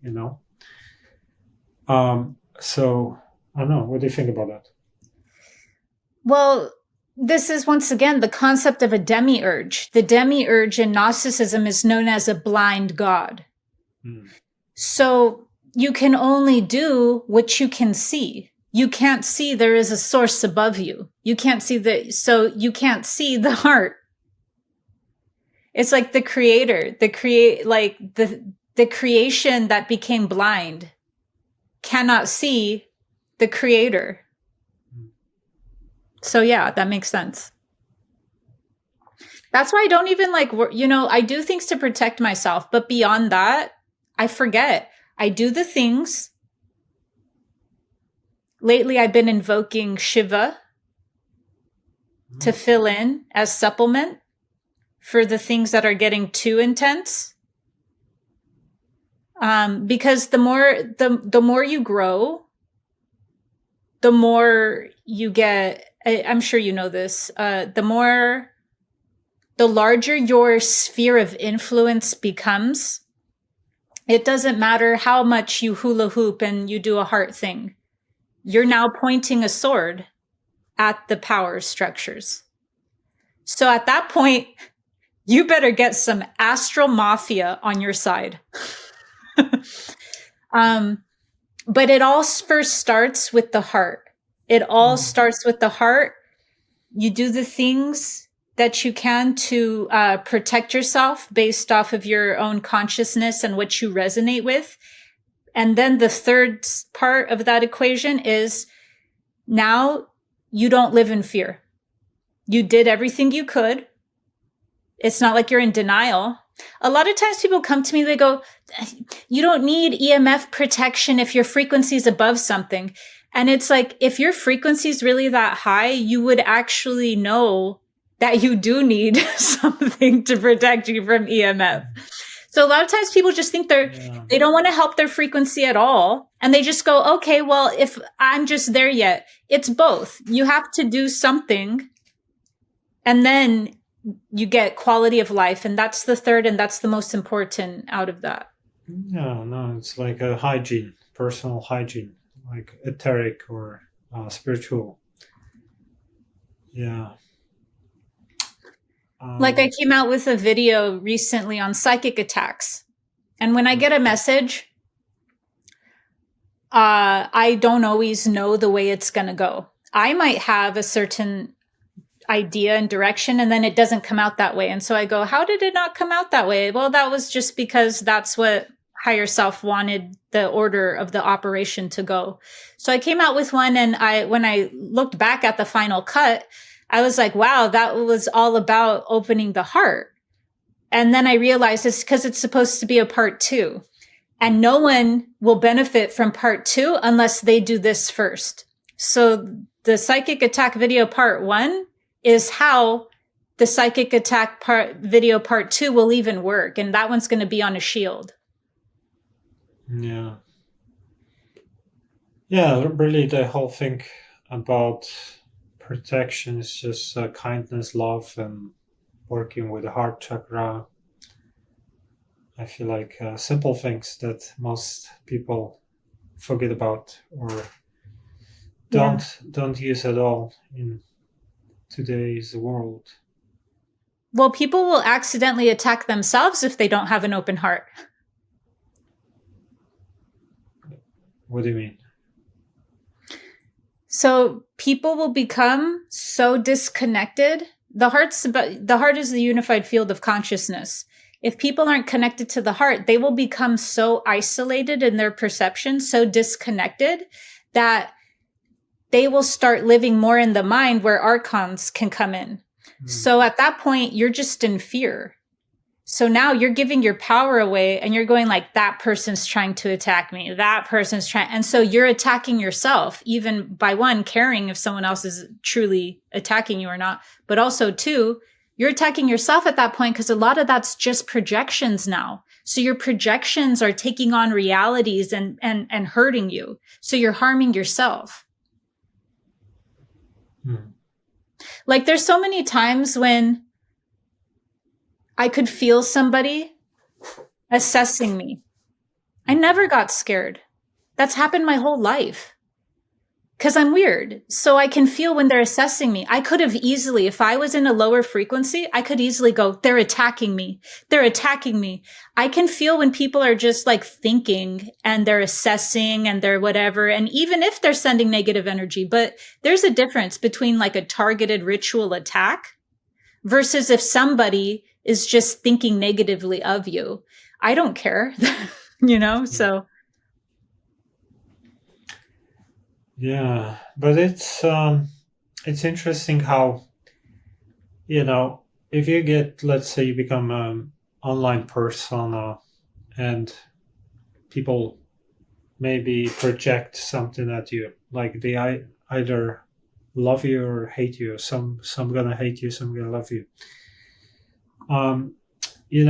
Like one time I had this session done with a guy who I don't remember the method, but basically one of the things he said it, and he was right about it. He said, "Oh, your mom." He picked as a psychic. He said something about my mom. She's worrying about you, and because you have connection with your mother, came from her womb. There is some kind of cord or whatever, and when she's worrying about me, which she used to do all the time, whatever happens, she's worrying. Because we're connected, she projects that, which affects me. So, he was doing something to clear that. But I thought about it because I heard something similar recently from someone else. And I thought about it, if you have your known, and let's say you have a lot of people who hate you or love you, like they're gonna amplify that, right? There's gonna be a lot of people who are gonna project something negative at you or positive, right? What do you think about that? Like, do you think this can work, in your favor or against you? Like, do you experience something like that? Do you feel it? Yeah, I feel at a very intense level, especially since I'm sharing esoteric knowledge. If I was just like an actor on a TV show and people see you and they have love and hate, that's different. When you're here to literally waken people up, they'll hate you more and the attacks will get more personalized and vicious, or they'll love you more and they'll project things on you and stuff. That's why my personal medicine for that is just transparency. I'm just transparent because you'll see how human I am if I literally just open my mouth. All I have to do is not hide, and you'll clearly see that I have an ego, that I'm still on a journey, that I'm this and that. So the antidote is always transparency for either. Yeah, and this is another thing that people think that someone like you, maybe, or me, should be like bliss, enlightened, whatever, like, but you still have bad days, you still have things that piss you off, especially if you are a busy person, you have a lot going on, you want to accomplish many things during the day, you're gonna have a lot of pressure, and then, sometimes it's easier to maybe irritate a person, whatever. So, it's important to remember that, like, everyone gets back into human kind of aspects, pros and cons of being human in this stressful environment. Yeah, and that also is what helps the heart. Because there's always going to be spiritual ego. They'll see something and they'll use it as an opportunity to try to not be in the heart, right? To try to go, oh, that's not enlightened, or that's not this and that. And that's fine. That's just people growing up. But what a lot of impact for a positive will have is actually people owning their own humanity. Because one of the biggest disconnectors that's going on in the human consciousness that makes them not connect to the heart or open the heart is shame. And so I don't know if you're familiar with Dr. Brené Brown. No. So Dr. Brené Brown did amazing research. And I think she started off, I could be wrong, as like a social service worker. Now she's worked her way up. Now she gives like talks. She's not esoteric at all. She's not even a starseed, and that's fine. But her work is brilliant. And what she did was she accidentally found out through all of like 2 years, I believe, or 3 years of research and surveying, that she found out that there was this thing that she was getting back from all of the research that then she had a name for, and that this thing was disconnecting people. So she found out that that thing that was getting back in all of her research was shame. So now we know this isn't just something that I'm saying as a mystic. Literally, now I'm going out of the realm of mysticism to go prove with research and science or whatever that shame acts as a metaphysical force of disconnection. So what's the opposite of disconnection? Connection. So how do you bridge that gap? You make somebody less ashamed. How do you do that? You make them feel normal, because what makes a person feel shame is going, I'm the only one that grew up poor, or I'm the only one that got hit by whoever. I'm the only one that, so shame makes you think that you're alone, you're disconnected. If other people see through transparency the world in whatever gifts or curses we came here, then enough people will be able to release resistance to themselves. Yeah, no, there's it's also one thing about these negative emotions is that they also affect specific aspects of our physical health as well. So it's kind of like interesting, like if you look at the high vibrational emotions like kindness or gratitude or forgiveness or some of the other ones, like I feel almost like every single one of them is slightly different, and they have specific kind of energy and how you feel, how you open the system in yourself, the chakras. But the opposites, like shame or like hate or lack of forgiveness or whatever, like is almost like you hold emotions in specific aspects, and this gonna impact like specific parts of your body physically. So it's almost like, there's so many elements to your health, and to like, this is actually something I wanted to ask you also. Like, the more I think about all these different forces, like even just being in some level of vibration or emotion, the more I understand how complex our well-being is, because in society, we look at our health, physical health, let's say, we have tumor, let's remove it, right? But they don't think about why did it grow in the first place or something, or like you actually start seeing yourself as, your health, which is like spiritual, mental, physical, luck, so many, things about it. Like it's just such a complex things, because you get affected by your emotions, your state of being, maybe some ancestral karma, maybe some psychic things, maybe contracts or implants or entities, or your diet. What do you think about that? Do you think this is like, I feel like the future is really to start looking at ourselves as multidimensional, and the well-being and health is also going to be linked to that, right? Because at the moment, like the health and well-being is very much, physical is the first thing, treating symptoms is the first thing. Now we're moving into, there's a lot of mental aspects, psychosomatic aspects. They're like catching up with this stuff, mainstream. And now we know that there are these like, esoteric elements to it, past lives, ancestral things.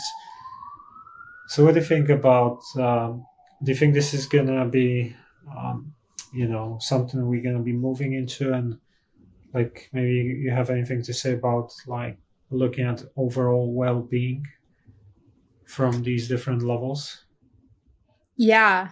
And that's going to be what gets the largest impact on human consciousness.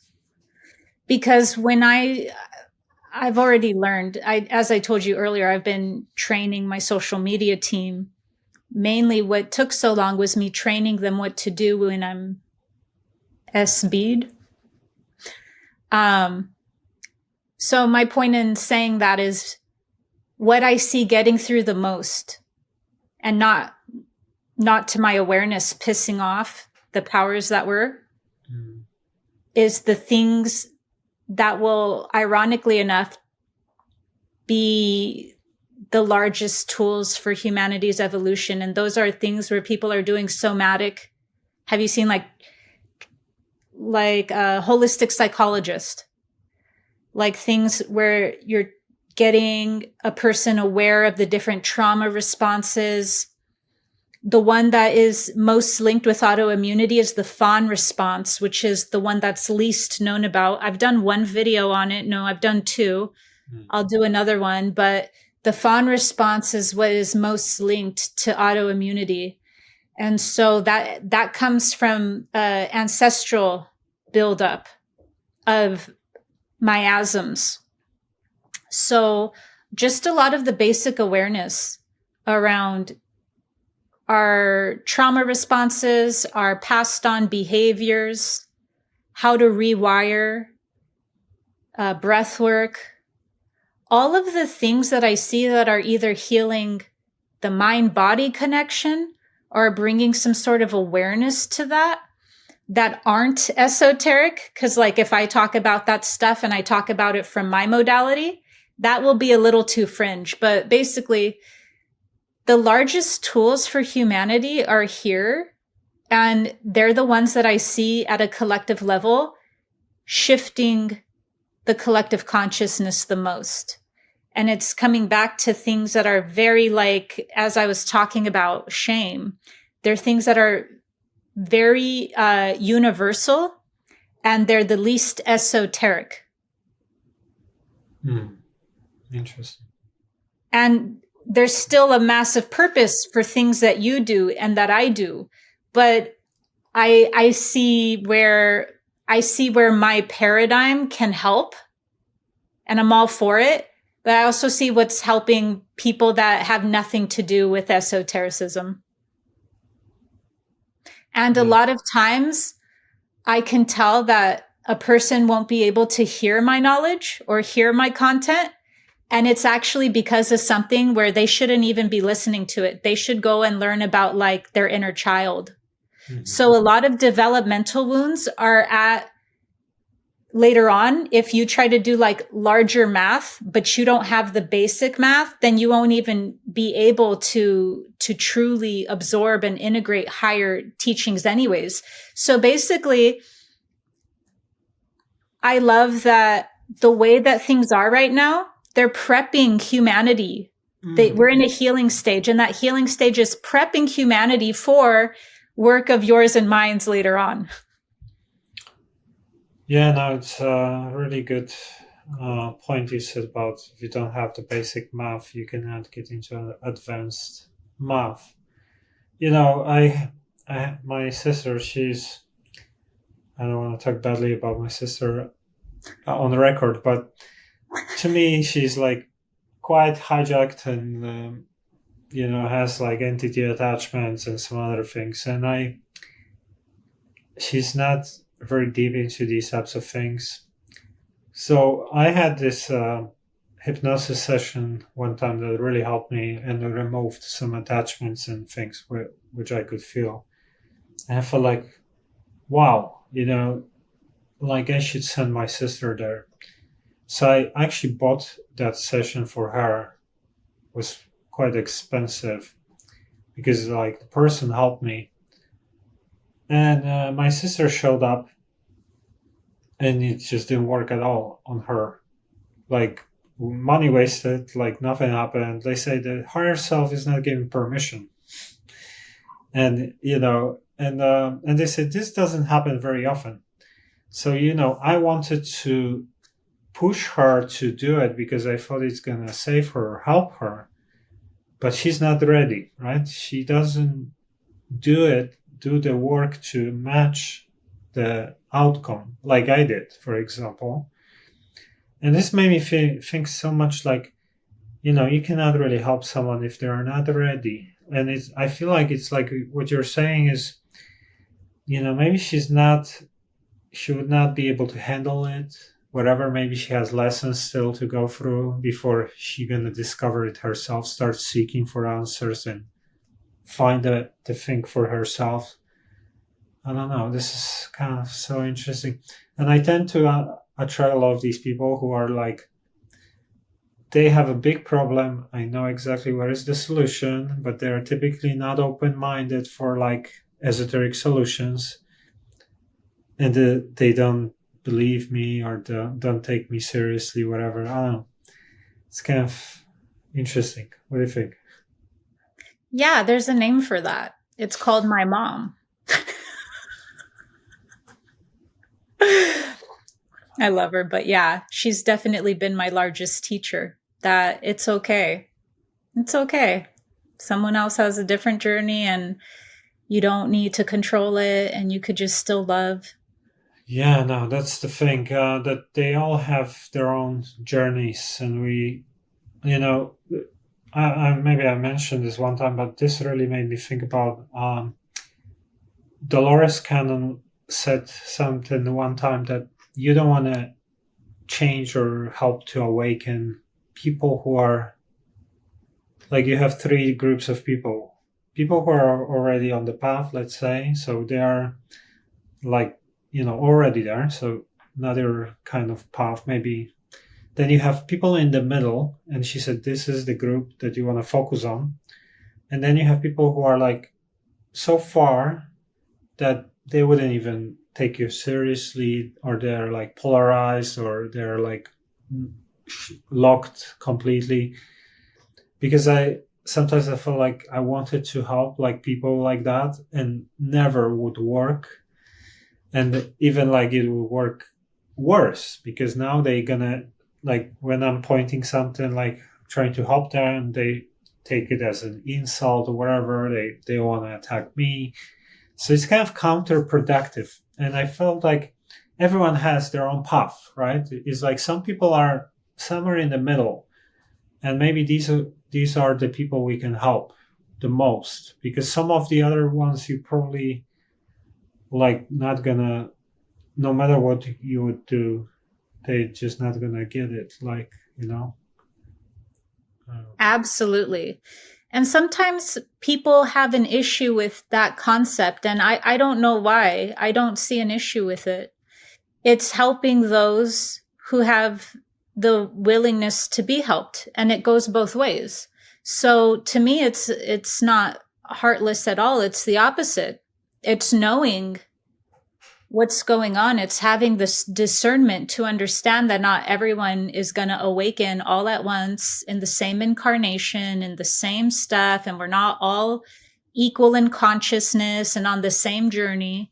But understanding these distinctions, I don't think needs to lead to more division. If anything, it leads to more clarity. So even though there's division, that's life, that's the universe. It's about like, okay, there's division, but the paradox in that is that with that division, you could still hold even stronger unity. Whereas with sometimes we hold such controlling unity that it's actually coming from internal division. Oh, okay. One more question before we gotta wrap up. Something that I wanted to ask you before, but I forgot. Do you think we have, like some people claim that we have male and female higher selves? Like, do you believe in that, or do you think maybe the female person will have female higher self, male guy is going to have male higher self, but do you think people have like both male and female higher selves? Do you know those ink blot tests that psychologists show someone?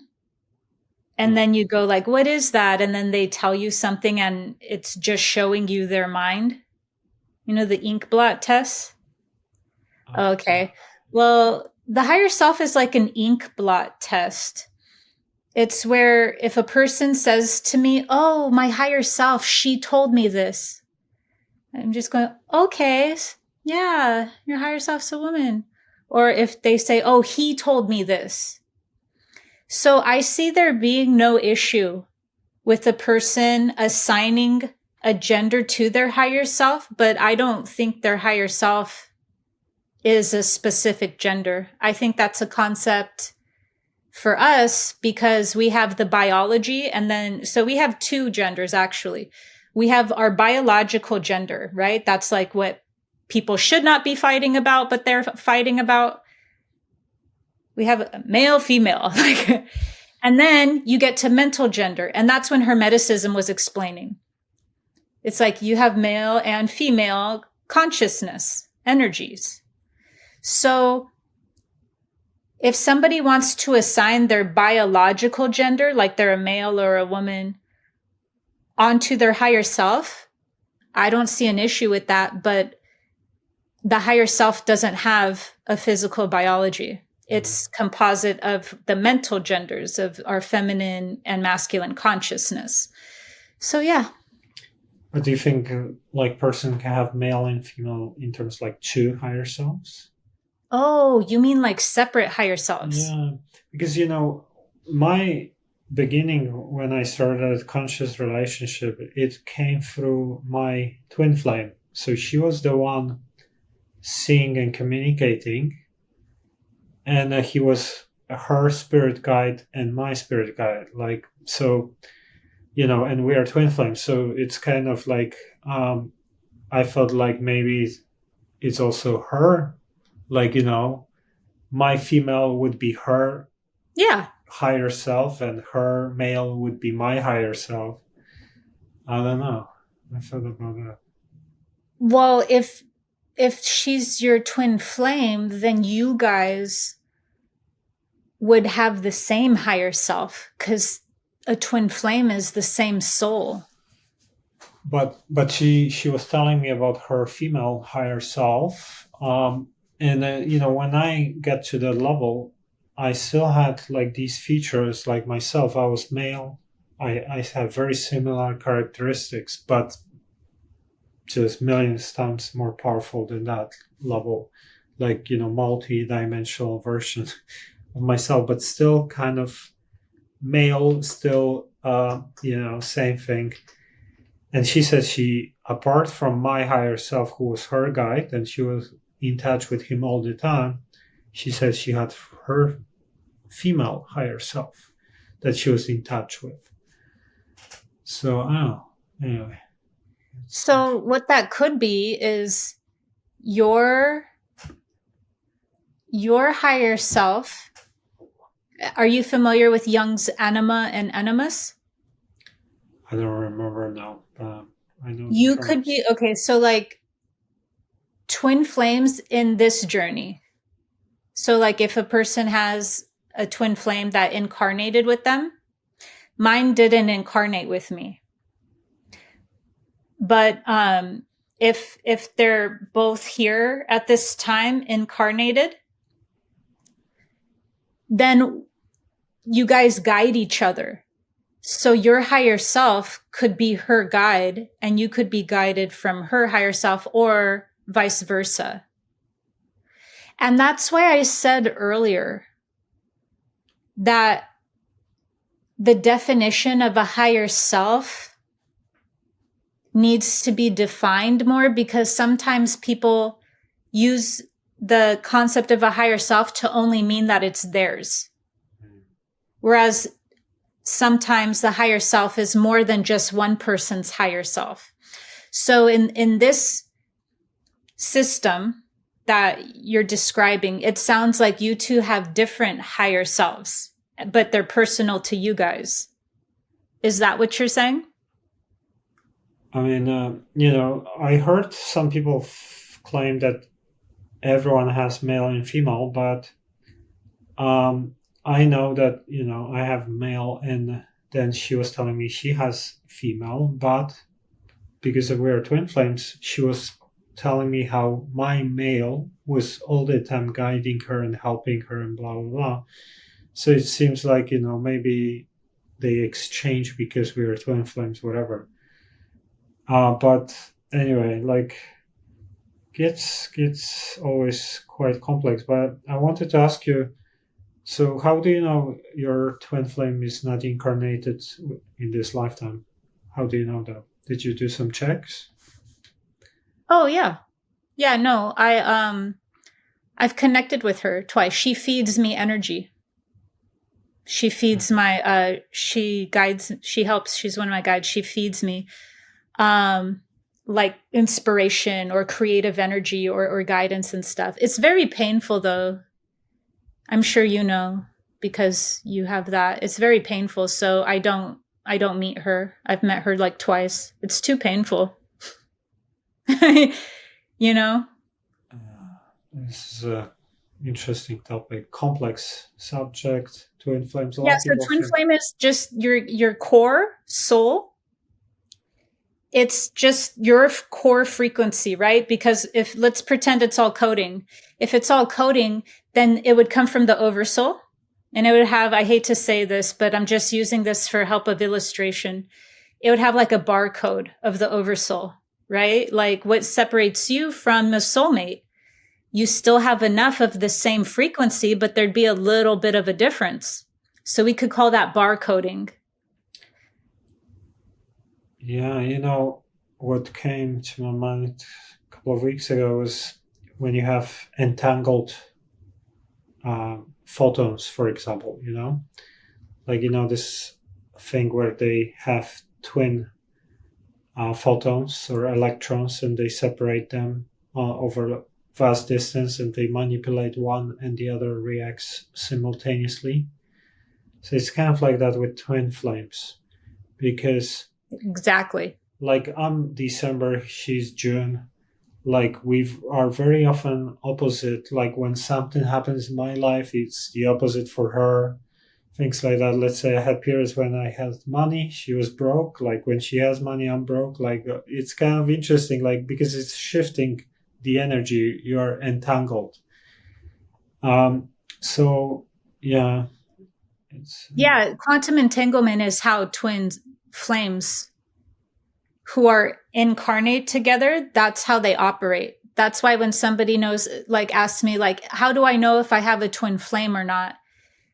Because, like, obviously you really do have one, but there's a lot of people that think that they have one and they don't. And they're in like a very bad karmic cycle. And I'm sure we don't even need to talk about that because I'm sure you're aware of that audience. But I tell them because I don't confirm anything when they want to know. That's not up to me. But I tell them, you will know through quantum entanglement.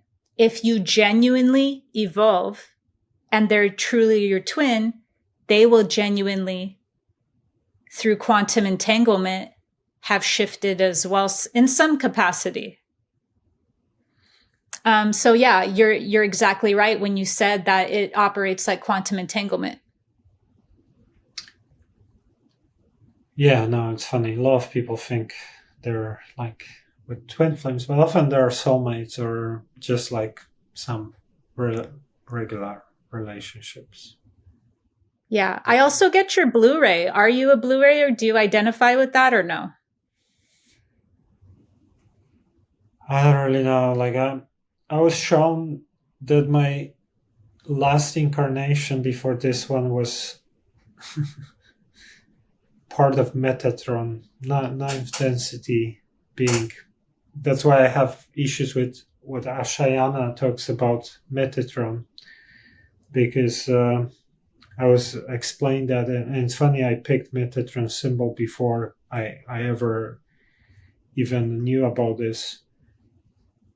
And then I was shown someone else who is part of that. So we're apparently like a whole team here because it's a collective. But that's how much I know about it. So I don't know about the race. It was explained as ninth density collective. Well, you're not the only one, and I'm sure Metachan's sorry. But, what about you? Do you know anything about you? Like your most recent incarnation? What's your... Well, I'm from Andromeda. So even though we're all from beyond, I come more from not this universe or galaxy rather. So my closest has been Andromeda. Okay, and that's what density like these beings are? Yeah, so with densities and dimensions, it's hard to convert them because they are different. So if we're using, you said density, right? Did you ask what Yeah, density or dimension? yeah. No, like my understanding is like some of these, like Pleiadians, typical Lyrians, they're often like fifth density, or like Arcturians can be like whatever 6 or 7, something like. It kind of, I don't know much about Andromedans, to be honest. But Yeah, I tap into so much. What I get was actually 12th dimension. Um, but how you know these things about, like, I'd say 9 and above is if you have kids. Do you have kids? Yeah, the ones that are really, really like higher dimensional that came here don't have any kids or any of that going on because there's just too much that isn't in alignment with that. So yeah. it's pretty funny. A lot of us don't want to have kids because we think like, oh, it's going to cause karma, and we don't want to get stuck here. Do you think that? It's actually coming from a higher impulse. So that's the way that our ego interprets it. We become super sensitive when we're here and we go, oh no, I don't want to contribute even more problems in our environment. Like it's almost like we're weeding ourselves out. That would be the lower personality's perception of it. Really at a higher impulse, we came into certain types of dharma or certain types of pre-birth intentions where kids aren't a part of that core curriculum. Just like how certain types of spiritual community themes are a really big issue, but then there's more advanced spiritual people and they're already beyond that and they're not worried about those things. It's the same kind of, there's just specific things that some people don't have a resonance with, and it's actually coming from a higher soul impulse. And that's nothing to say, like if an audience member is listening to this and they're like, I have kids, like join the club. Everyone on earth has kids and that's absolutely fine. I am just saying that there's specific pre-birth intentions where that will not resonate because of that specific soul's path. But do you think kids can create more karma and kind of keep the soul here more entangled with like more drama too? So it's kind of, that could be the reason why some starseeds don't want to have kids. I think that a lot of the real reasons subconsciously that starseeds don't want to have kids is because they came here to heal. And so that doesn't mean that you can't heal and be a mom or a dad, but that there's like a deep rewiring and repatterning going on that they went, I'm not going to continue the momentum going in this direction. I'm going to use myself as the art and the template of healing this. And that's really where that impulse is coming from. But do kids create more karmic entrenchments here? They can.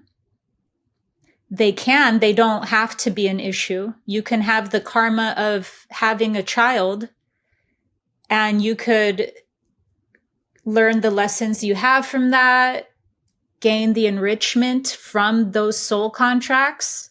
It's beautiful too. And it could lead to one another's, soul tribe that they travel with, having that being played out. And so it doesn't have to be karmic entrenching. It can be, you know. I know that if a person is unconscious already, it doesn't matter what they do, they will have some form of karmic entrenchment. So the more conscious we become, that could also play out, that should play out with our family. That was me being so politically correct. Because I'm Gnostic. So I'm like, why would you have kids? Get off. Get off the wheel. It's gonna be a lot of people are gonna be like, what are you talking about? Like, anyway, I don't know, but you can transcend anything, you know, and kids aren't the only way that we have karmic ties. So I think we're like past 2 hours. Is there anything you wanted to add before we're gonna finish?